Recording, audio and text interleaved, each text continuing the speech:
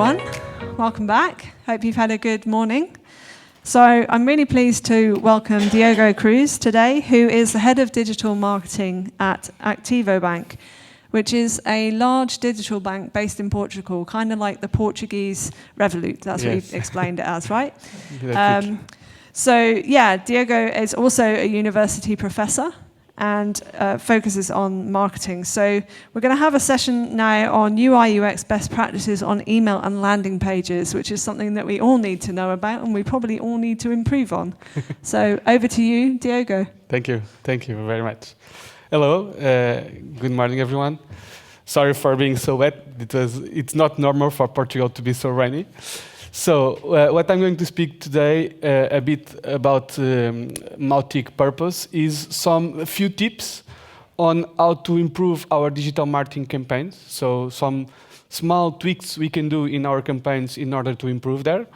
And also on the second part of the campaigns. And most of the people, they forget about the second part of launching an email marketing campaign, which is the landing pages. When we do an email marketing campaign, the email marketing itself doesn't convert. Okay. What converts is when the person goes through the email, through our website, and buys our product, our service, whatever. Okay, so what I'm going to speak, I don't think it's me. What I'm going to speak is about what we can do in order to improve both worlds, email and also landing pages. So this is the index. Okay, we are going to speak about three small things. Email tips and best practices for email marketing, of course. Landing pages, so the second part of the story. We can see this as a storytelling. We tell them a story through email. The guy likes the story, clicks on the link, and then he goes to our website, and maybe he can convert on the checkout process as well. And the last one is about checkout. So about me, I already had a very good presentation. I'm not going to take along here. I studied management in Católica, which is a university here in Portugal. I've done executive education on leading your small business here at Harvard Business School in Boston. And right now, what I do is I've been an entrepreneur. I worked at Rocket Internet, very well known for the German people here. I've built one of the companies in Australia called HelloFresh. And right now, as Ruth said, I work in a bank, a digital bank, and I'm also a professor on digital marketing here in Portugal in a few schools, okay? Sorry, this is in Portuguese, but the next slides, they are all in English. So one of the first best practices I'm going to tell you is to have a checklist. Why? Because sending an email marketing campaign is like something we do with some recurring, okay? So what we need to make sure is we do everything well when we do a new campaign from zero. So what do we need to see when we have a checklist for doing this? It's like define our goal. Our email marketing campaigns need to have a goal. So I need to have something that I can measure after sending the email marketing campaign. Okay, this is very important. Subject line, right sender. Okay, we need to make sure we are going to send it through an ESP that is not marked as a spam, so people will receive it in their inbox and not in a spam folder. Okay, add a preview text, clean your target list, exclude certain recipients, make sure our copy is catchy. Okay, because what I see a lot is lots of poetic emails, and as we want to convert, we need to see an email as a tool, as we see like an ad in Google, okay? The email is like a tool in order to convert as well. So I'm not going through the entire checklist, but the idea is each time you send a new email marketing campaign, you need to go through something like this to make sure that after sending the email to 100,000 people, 200,000 people, you are sure that you have not done anything wrong, okay? Second part is use something that most of us always forget, which is the thank you for your order email. Most of you guys here, you open almost 100% of the emails when you make a purchase online, when you receive the receipt in email, that the open rate of those emails is almost 100%. So almost all of us open this kind of emails. What is the brands do wrong? They don't use these emails for marketing. So those emails are just used as a receipt for the product. And what we can do as a brand, we can have something like a banner here, or something like a cross-selling block, in order to try to promote other products. Because those emails have a very good open rate, okay? Not the ones that we send after as a newsletter. Those are much less open rate than these ones. So use this in your favor, okay? You as a company, make sure you try to convert this kind of operational emails in some kind of commercial ones, okay? This is also very interesting. I did a test. I worked in Leroy Merlin before, which is a very well-known brick-and-mortar retailer. I think you guys know. And we did a test with this, and it was a very huge success. So we used our thank you for order emails to do some kind of cross-selling, and the CTRs were amazing. Okay, so this is very interesting. Next one is get to know your audiences. I'm not going through the entire slides. I can also share the slides with you, and you guys can take a look deeper after. But what I'm going to show you here is that we need to do lots of A/B testings. For example, we need to make sure that we are sending the email at the right time. People, they open the emails, most of the people, early in the morning when they wake up. So maybe we can try to send the emails in the morning because people open at that time. Or maybe at the weekends, on Sundays, because people on Sunday, they are at home most of the times. They have no responsibilities at work, so maybe it's a good day as well to send an email. So we need to test this, okay? And how do we test this? With A/B testing, okay? I think you guys, most of you guys know what is A/B testing. For example, if I have 100,000 emails, I can try with 1,000 and sell them at 9 a.m. and see the open rate. Okay, this time, with this first 1,000 is 10%. Okay, I'll try at mid of the day. Okay, this is 5%. So as I see that the ones in the morning, they work better, I look at the 99,000 ones and send them at 9 a.m. as well. Okay, this is called A/B testing. Why? Because I have a very low risk, because I'm only risking 1,000 emails, and if it works well, I can expand it to the entire base. Okay, so we need to make sure our emails are resonating what our audience is looking for. Okay. The one that most of you guys and lots of people in the internet, they tell you that email marketing works well with consistency. So if I always send the same email at Monday, 9 a.m., it works good.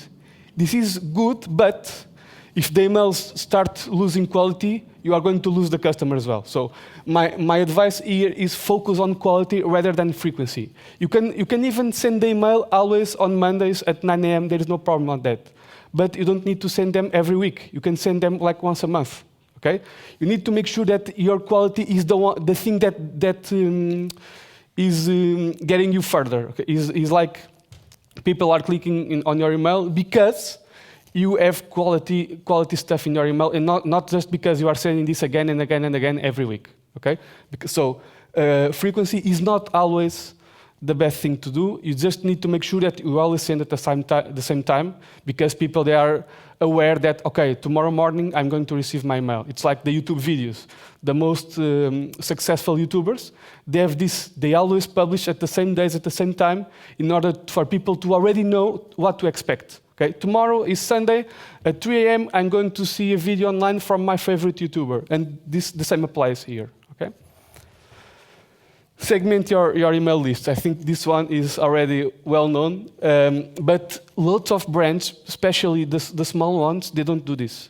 They don't segment their email list, and this is very, very wrong, because right now we have lots and lots and lots of data. Okay, we have people there that don't buy from us from the last 30 days. People that only buy from this brand. People that buy very high value orders. Why don't we segment these emails? So the idea here is don't have the same message to your entire audience. I know this has more work, okay, it's normal, but try to create 3, 4, 5 different templates, email templates, and segment your emails list in order to receive different emails. For example, if Ricardo only buys from Nike, I'm going to sell him an email with only my Nike products that are on sale, for example, okay? Because it will resonate him, and you will click it with much more interest than if he sees a generic email with everything. We do this in the bank, and it works very well. Of course, we have more work, but the CTRs and the conversion rates are much higher than the ones that are generic to all the entire database. One that works very well is the last one, people that don't buy for more than Y days. For example, if I'm a supermarket, if I'm an online supermarket, I think that most of the people need to buy from me at least once a month to make sure they are loyal. So if someone is not he bought in August, he bought in September, and now is October, maybe he's buying in the competition. So this is a good trigger for me to send him an email. Okay. Also with cross-selling services, for example.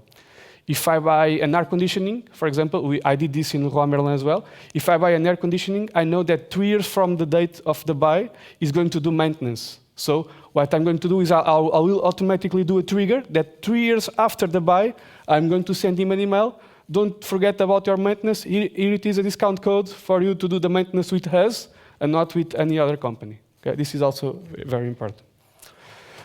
The other thing is about multimedia channels. I think you already see lots of emails like this, but this is also good in order to catch people's attention. Okay? So when we send an email, right now, if we use HTML5, we have lots of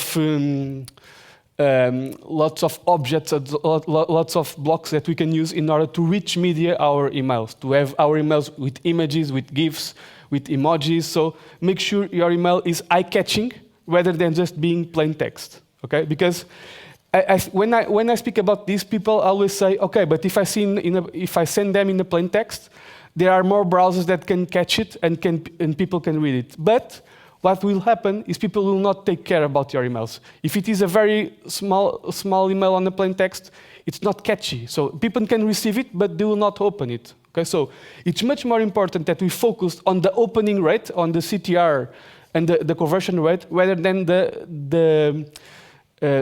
having the email as normalized enough in order to spread all around the entire email inboxes. Okay, this is much more important than that. This one is, I think it's a common sense. So make sure your email design is always consistent. Sometimes if you try, for example, if I send all the same emails like one design and I send an email completely different, some people can see this as phishing. So make sure that as soon as you close a design, and the design needs to be worked with your design people, your design team, of course, make sure that you always send with the same structure. Because some people, when you start changing a lot, some people can see this as phishing and they don't trust your brand as well. Okay? This is also a way to do brand awareness indirectly, of course. Okay? I don't know what time is it. Okay. So customer voices, this is also a good idea, which is when I don't have nothing to say, the best thing I can do is to ask my customers. My customers are my best source to have reviews and to have people speaking about my product. So I do this a lot in Activo Bank. So when I want to promote my home loan, my personal loan, what I do is I took a bunch of customers and put those guys speaking about my brands, telling why they choose me. And I can use, this is called user-generated content, and can I use these testimonials in order to have people buying from me? And you guys always, right now, you always are very focused much more on comments and on reviews rather than advertising. Okay? When you go to booking, you always choose an hotel after you guys see the comments, after you guys see the reviews. So reviews and user-generated content nowadays is much more important than any other type of advertising. This is not using no reply from emails. So most of the people, they will not reply at you, of course, but maybe there is someone that wants to tell you about a typo on your email, to tell you about something that they want to know more about your email. So try to not to use a no reply email when you send emails to your database, okay? This is the last two about emails. Send a stellar welcome email. This is also seems like a common sense, but it's not, okay? When I'm subscribing a brand for the first time, I'm expecting that they give me a very good welcome email, maybe with a very good discount, maybe with some kind of trigger for me to buy right away. Okay? Not just giving some poetical email with "thank you for subscribing," that's it. No, because I'm providing my email to this brand, so from now on, they can connect with me for €0 because they have my email. They can do email marketing directly to me. And the brand needs to pay for this first subscription. So my suggestion here is try to, when you send your first email to your audience, to be a very strong one, with good discounts, with good offers for people to enjoy their first contact with your brand. And then send at a consistent cadence, but make sure your quality is over the cadence, okay? So if you only have quality to do it once a month, do it just once a month. Don't do it weekly with losing quality over time, okay? Also, some good practices on titles and on emojis on the emails. So this is also catchy for me to open the emails. I use the Hotmart example. I have a course on Hotmart. I receive lots of emails from those guys. And those titles and those emojis, they're always catchy. So I'm always interesting. For example, don't open out just out of curiosity, Diogo. I want to speak about your business. So this is interesting for me to open the email. Okay, so the title is the one of the most important thing for the people to open it. Okay, so take a lot of time thinking about the title. You can even use right now ChatGPTs and AI tools to optimize the title. You can even do A/B testing on the title. Okay, so it's important for you to make sure the title really works. Okay. Sorry, this is the last one, I think. First, focus on your email marketing campaigns before any other paid media, because your CPA on owned media is 0. Okay. When you send an email to 100,000 people, you are not paying anything for those conversions. Okay? And lots of the brands, they do this on the end, and that's wrong. Okay? First, you do owned media, and of course, email marketing is on the owned media. And then, if those are not converting enough, then you go to paid media and you do Google Ads, you do Meta, you do whatever you need. Okay? But it's not going to be the reverse. Okay? Try to first focus on your own channels, remarketing, email marketing, YouTube conferences, for example, and then if that is not enough, now you go to paid media. Why? Because there is a metric called CPA, cost per acquisition. Then on media is 0. I'm not paying anything to send you an email. And on paid media, I need to pay Google, I need to pay Meta, I need to pay TikTok, etc. Okay? Lots of brands do this on the reverse, and that's wrong. Any question until now? Okay? So I try to speed up a bit. About landing pages, this is what I was telling you about. Don't focus too much on the email, because the email is just to get people's attention. When you guys, with the email, you just get people in front of your restaurant. You need those people to enter your restaurant and to buy you a meal. Okay? And when the people buy the meal? In your website. So make sure that your landing page are good and they are catchy to the people to convert. Okay? I have lots of slides about landing pages. I'll try to speed up a bit, but I'll give you the presentation after. You can see it with more detail. So, some details. Your landing page is the most targeted, the better. Okay? Avoid to send the people to home pages, to generic pages of your website. For example, if you want to buy a Levi's jeans, you don't want to go to Levi's homepage. You want to go to the category of men's jeans on the page. Okay?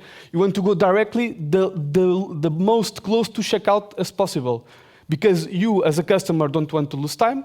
And the brand, they don't want to lose you in the funnel. So the more specific you send the guy through the website, the better. Okay? The second thing is about the CTA. The CTA is called the call to action. There is a rule here in digital marketing, which is, if I enter a website and me as a customer, I don't know what to do, the website is wrong. So as soon as I enter a website, it needs to be very, very clearly what the website wants me to do. Buy a product, open a banking account, ask for a credit card, whatever. So it needs to be very, very clear what people need to do on the website. No navigation links, so try to avoid exit points, so links to other websites. Okay? Try to align the search intent with the message of the website. And there is something here, I'll try to speed up. It's called the value proposition. So as soon as the guy enters the website, he needs to see two things. The first one is the CTA, call to action. The second one is the value proposition.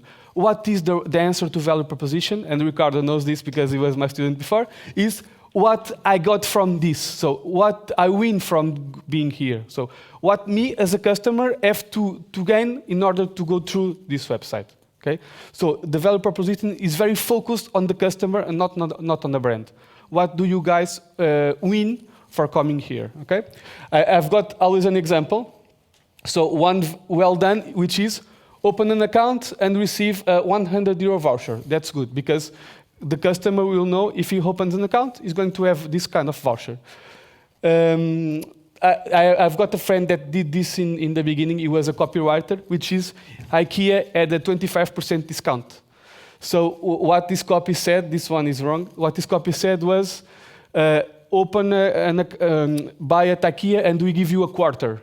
And a quarter in Portuguese is a room. Okay, so this was misleading. So make sure when you write a value proposition, this is very, very clear for the people that are going to spend 1 second looking at this. So they need to see this straight away. Okay, because you want them to click on the CTA, on the call to action.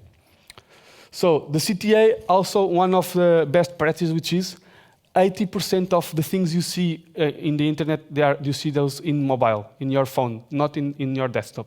Most of you guys, the ones that are designers, you work in companies where they give you 20 inches screens for the design, and your intent is to always start to do the desktop version first, because it's much more beauty, the elements can breathe, etc. But I'm sorry to say this to you, only 20% of the people will see you like that. Okay? 80% of the people will see this in mobile. So make sure you try to design for mobile first, because this is where your market is.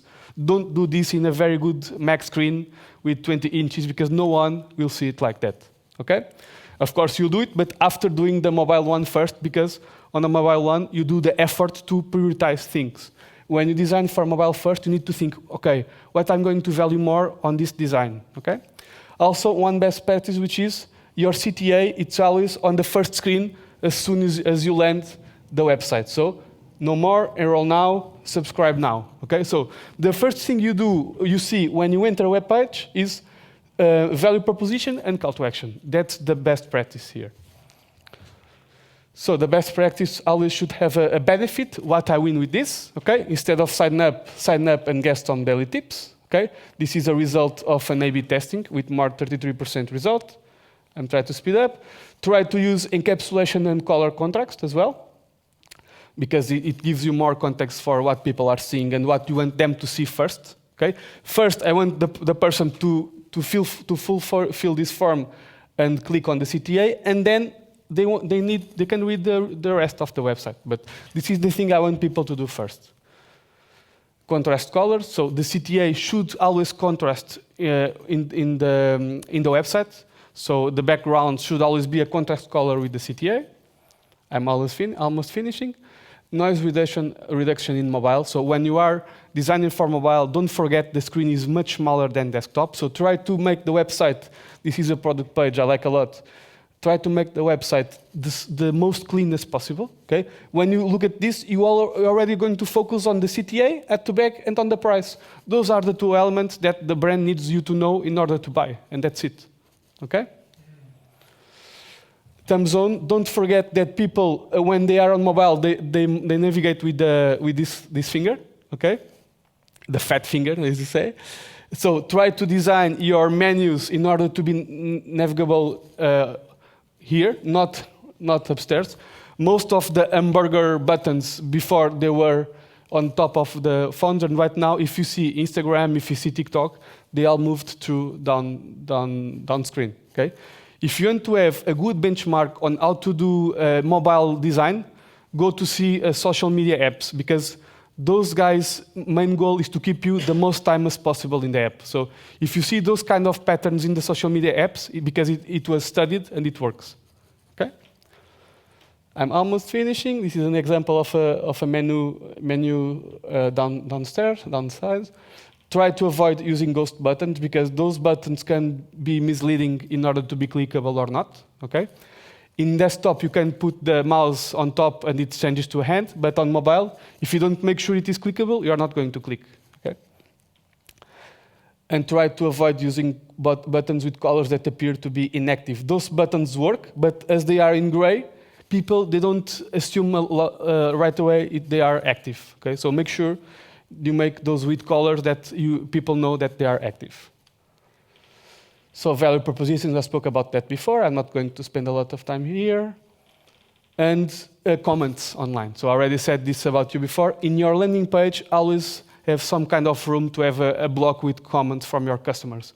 This sale is much higher than any other advertising thing you can do.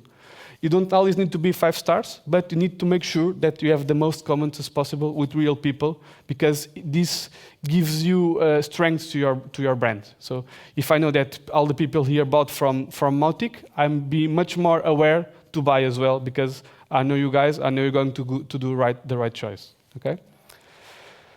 Just 2 slides about checkout, because checkout is the last frontier to the conversion. Okay, so the guy came from email marketing, he went to the landing page, and now he went through the product page, he's in the checkout. One of the best practices in checkout, there are one-page checkouts. This one is wrong. Why? There is something missing here. What happens when you see this for the first time? This is a mess. Okay? You don't know where to start. So what is missing here? It's missing something called progressive disclosure. So I see this as a one-page checkout, okay, but I'll see one block at a time. First I see this block, then I fulfill this, it opens this block, then this block, etc. So people, they will navigate only in one page, but they'll see it like when you go to IKEA, you don't go to the store right away. You have a path to go inside IKEA. The same thing applies here. For example, it will be something like this. So when you go to this checkout, you see that this will be a one-page checkout. And in mobile, what will happen in mobile? You have auto-scroll. The first block you fulfill, it goes auto-scroll for the second block. It goes auto-scroll for the third block. And if you want to change anything, you just go upper in the page and you change your address or whatever. So try to avoid have multiple pages checkout, because there are lots of errors when you have lots of multiple pages checkout, and you lose more customers in the funnel, of course. Okay? With this solution, the checkout is still clear, but is only one page as well.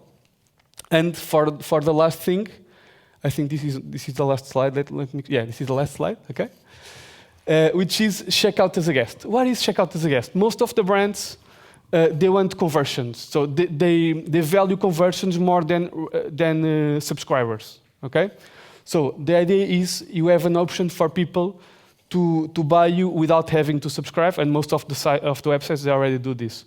What they are missing is after the conversion happening. Okay, after the guy buys from me as a brand, I already have his email, I already have his address, and I already have his credit card. So what I can do? I can use the thank you page in my favor. So what I can do is, look, you already bought, good. I already have your email, your credit card, and your address. Just give me a password, and I create you an account. So I already have the conversion, and the user already has an account after the purchase, not before. So I don't want to make his path harder before he puts the credit card number in my website. Only after I have the money on my side, I can ask you more things. And here I could even give you a discount for a next purchase. I could say, give me a password, and I'll have you a free shipping discount for your next purchase. What I'm doing with this, I'm promoting lifetime value. I'm promoting that the customer will buy from me again in the next purchase. And I don't know how much time I took. 35 minutes? Okay, that's it. Thank you.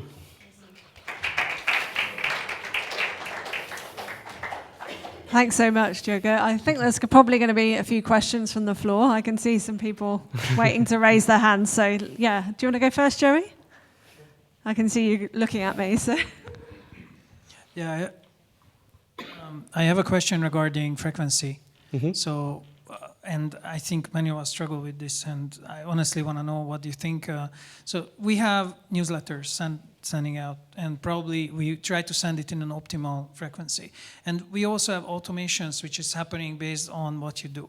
So the question is, do you think it's important to somehow set up a global frequency for both? Is it the problem that we're sending a newsletter and next day something triggers? Mm-hmm. Does it mess up things? And if you think it can be improved or you have ways to improve it, then what are they? What do you do? How do you mitigate this? What I do, it's not my area that does this, for example, in my bank. It's area called CRM. but what they do with that kind of problem is something called quarantine. Okay? If you received an email with a newsletter yesterday, you'll be in quarantine for like 15 days, 30 days, and all the triggers are blocked on that period. Only after that period unlocks, you start receiving the automation emails. And the reverse happens the same way. If you come from a trigger and receive an email from a trigger, you are going to be in quarantine for the next newsletters in the next days. So this is the way. Sometimes it's not very good because if you are very eager to buy something and you received the newsletter yesterday, sometimes I'm losing an opportunity with you, but that's the way we found in order to adapt the newsletter and the trigger emails. That's a very good question. Thank you. Any other questions? Hello. Hello. Very good presentation, by the Thank way. you. Thank you. You talked about like when we are creating a website or something, we need to make it clear. So when we are creating an email or a website for us, the designers, it's always clear the path and how to do it. But how can we show our message to the other person? Because for us can be clear, but for the other person can be confused. How do you deal with that? That's a very good question. I get a lot this from my UX design team. There is something we use a lot in product. It's not very used in digital marketing, but in product they use it a lot, which is called the MUMS test. I don't know if you have heard about the MUMS test, which is show your email to your mom without saying anything. If he doesn't know what to do, your email is wrong. So the email and the path should be self-explanatory. When you enter in a Tesla, you already know what to do. When you use an iPhone, you already know what to do, even if the iPhone comes with no instruction book. So do the MUMS test a lot. I do it with my mom as well. So I show her a marketing campaign. Say, Mom, what you need to do here? And if she doesn't know what to do, this is my fault, not her fault. Okay? Because people, they'll not have me at her side saying, look, now you should click on here. No, you're going to see the banner without any context, and it needs to be self-explanatory. Okay? I hope you pay your mum for that. Or does she just cook for you? Any more questions? Anyone else got a question they'd like to know? Yeah. Okay. Yeah. You mentioned one of the first example when in transactional email, thank you for your purchase, you had promotional part. So transactional email, you're not supposed to unsubscribe because of it's not necessary, because it supports your business. But when you add promotional to this, it's break GDPR. Did you ever meet any problem with this? Or transactional email usually notification, but when you add promotional, it became promotional. And open rates Let me try to come here. Yeah, the idea is not to transform this in a commercial email. It's not this the idea. Let me just go. Okay, I think it's the second one. Yeah, it's this one. The idea here is not to transform this email in a commercial one. No, it's just to use the much higher open rate than average on this one to have a block, even if it is a small block, for trying to sell something, to do some kind of cross-selling, upselling. Even if no one clicks, it's there. Okay, so there is a small opportunity, a small window for someone. Okay, look, about this jacket, maybe these jeans are also good. I'll click and try to convert as well. But okay. What about Gmail? Gmail sometimes thinks that it became promotional and put instead of updates. Okay, yeah, I see what you say. I did this test and I had no problems because, like I said, it was just a small block in the middle of a transactional email. It was not a newsletter, you know. Yeah. But you need to try. I need to do a kind of test and see if Gmail put this as a commercial one or as a transactional email. We just had this issue with some customers. You had? Yeah. Okay. Sometimes it works. Okay. But you have to be very accurate to put promotional into transactional. Yeah, I see. I did this test in Leroy Merlin and it worked. Okay. Okay. Come round this way. It's actually not a question, more like an answer to your thing, and it's absolutely correct. In a transactional email, you're not supposed to add marketing stuff. Okay. If it's related with the product, I made a research about this. You are allowed, but you cannot. Let's say you are on an online shop and you sell chocolate, so you can afterwards not make advertising for a scissor, but probably for another chocolate from the same brand. Something like this is still allowed. Okay. I don't know about that. Okay. Thank you anyway. Any other questions? Any more questions? No? Okay. Okay. Thank you Thank very you. much for coming to speak to us Thank you. today.